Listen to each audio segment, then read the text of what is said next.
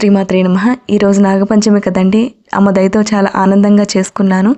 ఏ విధంగా చేసుకోవాలి నాగపంచమి పూజ మీకు సింపుల్గా వివరిస్తానండి.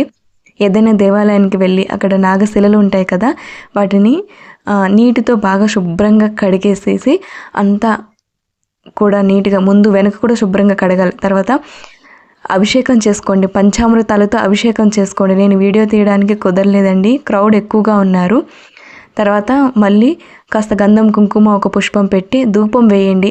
ఆ తర్వాత మళ్ళీ నీటిని తీసుకొని అంతా శుభ్రంగా కడిగేసేసి తర్వాత పసుపు మొత్తం రాసేసి కాస్త గంధము కుంకుమ అవి అలంకరణ చేసి పుష్పాలు అలంకరణ చేసిన తర్వాత దీపం పెట్టుకోండి. దీపం పెట్టుకుని నాకు గాలి ఎక్కువ ఉండడం వల్ల 2 దీపాలు కలిపి ఒకే దీపంగా పెట్టేస్తాను.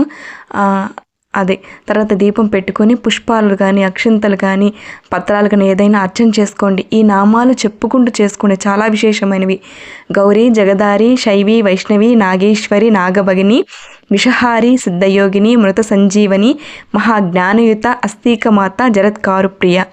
ఎవరైతే ఈ 12 నామాలతో అమ్మకి అర్చన చేసుకుంటారో వాళ్ళకి విష భయం ఉండదంట. అసలు నాగులు ఎక్కువగా సంచారం చేసే ఆ ప్రదేశాల్లో కూడా ఈ నామాలు కనుక మనం స్మరించినట్లయితే అసలు ఆ భయమే ఉండదంట. రోజు కనుక నిత్యం ఈ నామాలు ఎవరైతే స్మరిస్తారో వాళ్ళకి విష భయం ఉండదు. అసలు పాములు కూడా పారిపోతాయంట మనల్ని చూసి, అంతటి శక్తివంతమైనవి ఈ నామాలు. కాబట్టి తప్పకుండా ఆ నామాలు చెప్పుకుంటూ అర్చన చేసుకోండి.